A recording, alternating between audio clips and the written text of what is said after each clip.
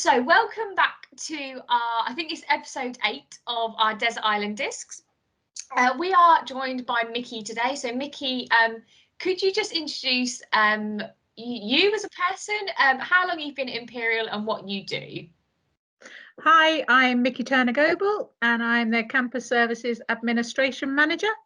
I've been associated with Imperial since 1986, so lots and lots of change. I've been in my current role for 10 years, and I look after catering, events, sport, accommodation, student hub, security, nursery, administratively with me and my team. So help out where we can with everything and anything. So super busy. And I know that if I have, or we or Move ever have an issue, we're like, go to Mickie, she'll be able to help you. Cool. Okay, so what we're going to do today, we're going to do the quick fire round for those of you who have watched our Move Imperial Desert Island Discs on YouTube. They're all available now. We're going to do the quick fire round. Mickie's then got 3 songs that we will chat about why she's picked them. The 2 books that she's chosen, and then we're going to ask her what item she would take on a Desert Island disc, what 3 staff members she would take with her, and then we'll have a little chat about hobbies and during lockdown and how it's been affected. Okay, so Mickie, we're going to do quick fire round, a few questions. Okay, right, so tea or coffee? Coffee. Coke or Pepsi? Pepsi. Cat or dog? Dog. Call or text? Call. Cardio or weights? Probably cardio. Cardio, okay. Early morning or late nights? Early morning. Bath or shower? Bath. Sweets or chocolate? What was the first one? Sweets or chocolate? Oh, jelly, sweets. Passenger or driver? Oh. Wow. A driver. Driver? Yeah. TV or book? TV. Horror or comedy? Comedy. Winter or summer? Summer. Beer or wine? Oh, neither. Neither, okay. Hair up or hair down? Down. Working alone or working in a team? Believe it or not, on my own. Okay, cool. And that's our quick fire round done. Perfect, Lovely. thank you. So hopefully you've got to know a little bit more about Mickie, that don't buy her a beer or wine because she won't drink it. Won't drink either. Pina colada. A cocktail. Perfect. So what we're going to go on to next is your 3 songs. Okay, so I've got some here. We're going to play them for about 20 to 30 seconds, and then I'll ask you why you've chosen that song and why it kind of means something to you. Okay, so this is the first song. Somewhere over the rainbow, way up high, there's a land that I heard of once in a lullaby. Somewhere over the rainbow, skies on. So that's your first song, Mickie. Do you want to introduce what the name of it is and the artist and why you've chosen that song? Obviously, it's Somewhere Over the Rainbow, and by an absolute icon of mine, Judy Garland.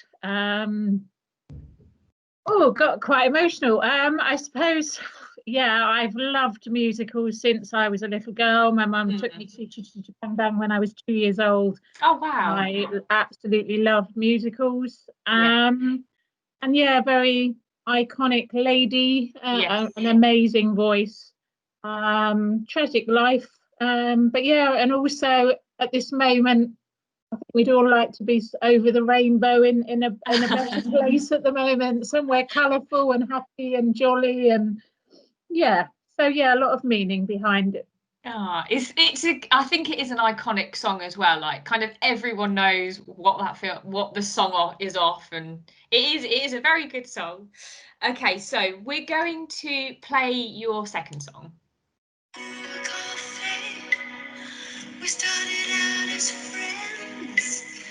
It's funny how from simple things the best things begin. Okay, can we go? This time is still, it's all because of you. It's better than it's ever, 'cause we can talk it through. And what was your second song, Mickie? Oh gosh, now I found you. It's from a movie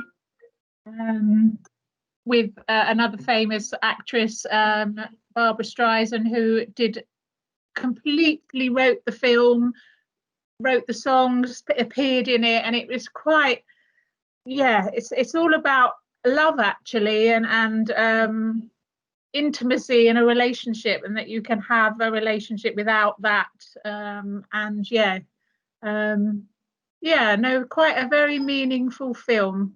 The Mirror Has Two Faces, it was called, with Nick Nolte, and also it's quite a sentiment about the song as well. So I very much love the song, love everything about Barbara Streisand, every film, again, an icon. So yeah, that's why I chose that song as well. I didn't know she kind of wrote the film and stuff. Learn something new every day. Yeah, and Yentl, if you've ever seen the film Yentl, where she plays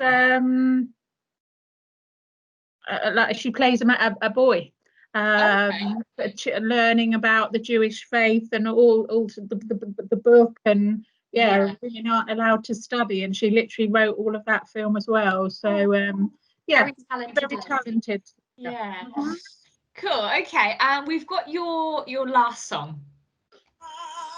But I won't let them break me down to dust. I know that there's a place for us, for we are glorious.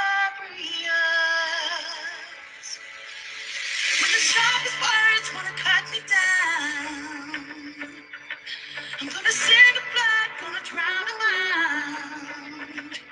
I am brave, I am bruised, I am who I'm meant to be. This is me. Look out, 'cause here I come.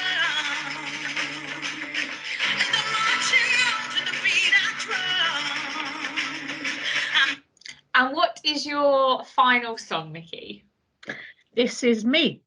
And I think it's very poignant, and it's sort of come into the limelight quite a bit at the moment. It's from also in a film, The Greatest Showman, again a musical. Sorry, they're all ladies. I didn't. Yes, but they're all ladies. I was going to choose my lovely Gary Barlow and take that, but and it's just that this is me, and you take me for who I am, what I am.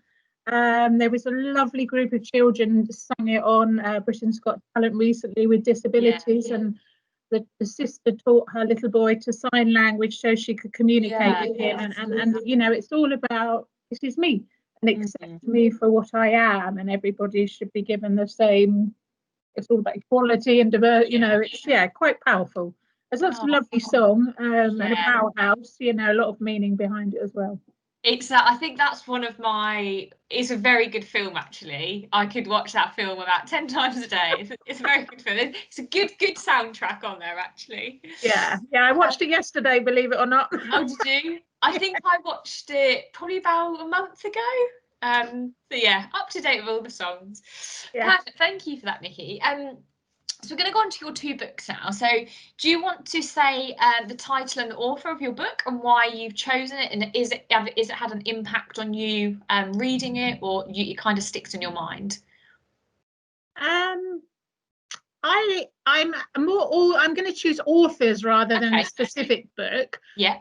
I don't like the real world. I think the real world is not a very nice place or not a very happy place. And when I read, I quite like to go into fantasy world or something that's not particularly real. So I found an author called Nora Roberts. She's an American. But just all rolled into one: murder, mystery, relationships. Yeah, so I quite like Nora Roberts, and a few people are friends I've got in, and they love her books just as much. So yeah. Perfect. Okay. So on to the next question. Okay, so you're stuck on your desert island, and you have one item that you can be dropped off from the parachute, or you can take with you. What is this item, and why have you chosen to take it on there with you? Well, that's really difficult because I would have had two, but I know one of them would have run out of electricity, would have been my Kindle. Because, yeah, with the Kindle you can get lots of books, nobody can see what you're actually reading in the cover, so that's quite good with Kindle. But what I'd probably, is my absolute little gem, is Ted. I'm going to go and get Ted. Okay. Okay.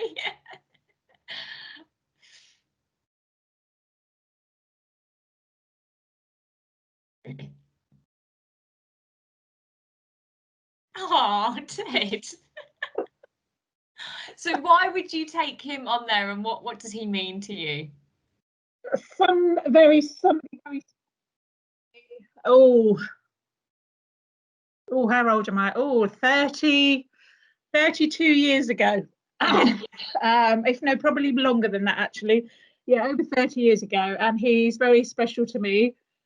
And he's my constant. He never answers back. And I actually was lucky enough to get to Singapore and New Zealand last year to see a friend, and I took Ted with me.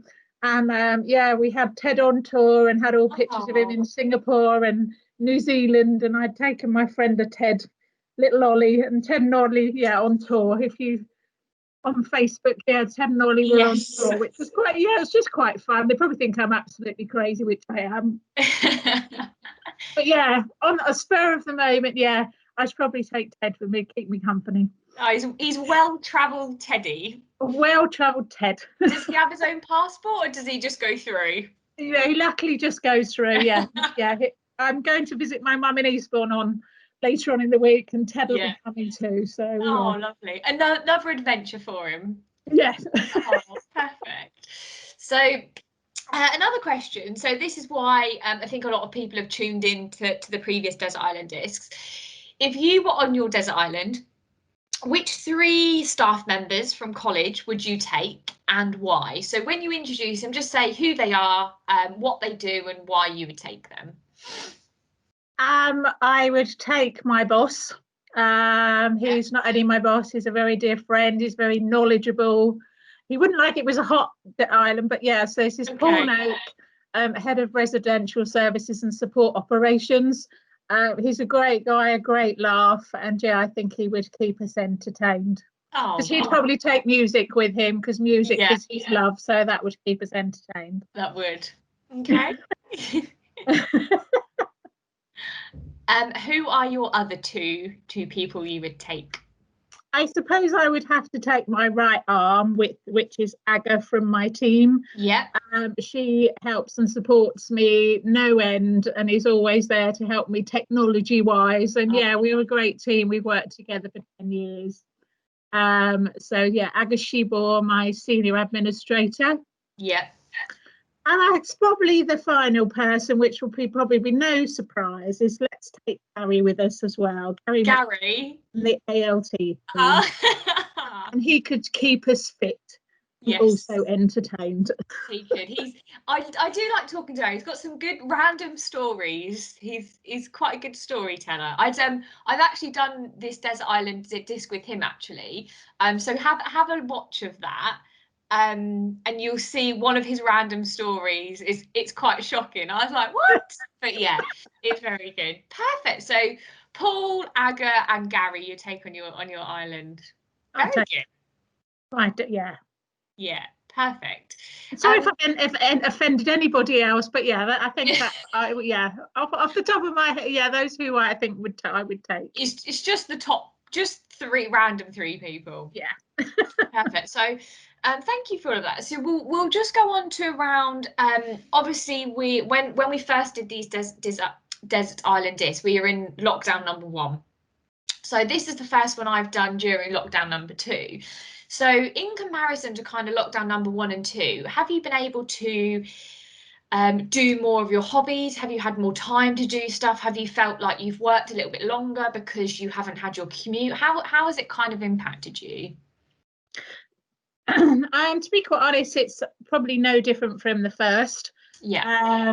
As I say, as I'm very desk based anyway, I've worked from home since March. Yeah. I've been very, very randomly on site and embedded here at home, and I live in a new place on my own now. So, and actually, it hasn't really impacted me any differently at all.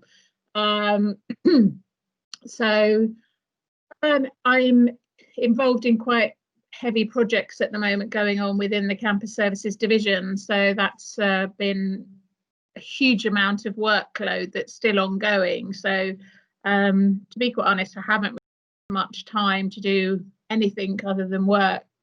And on the flip side, that is sort of a saviour when you're on your own. So I used to make cakes years ago. I would love to get back into that at some point.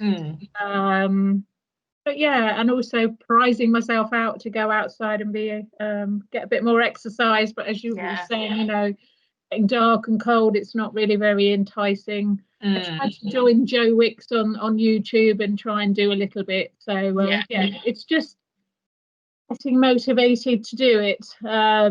That's what I find quite the hardest. But you know, I can motivate myself, work all day long, but I suppose I have to take a bit more time for me, which obviously I don't as much as I should. So just remember, it's easy for, I mean, there's a lot of people guilty of it that we're all working from home and we'll look at the time and think, oh God, it's 6 o'clock. I've been here longer than you normally would at work, kind of thing. So just be really mindful that it's not just about your physical health, but your mental health as well, especially when you're working at home, but by yourself as well. Thank you very much, Mickie. It's been lovely to interview you for our Desert Island Disc. And hopefully, if anyone wants to be interviewed, give me an email on l.wegg@imperial.ac.uk and we will get you on. But thank you very much, Mickie. Thanks, Leisha. Take care. And you. Bye for now.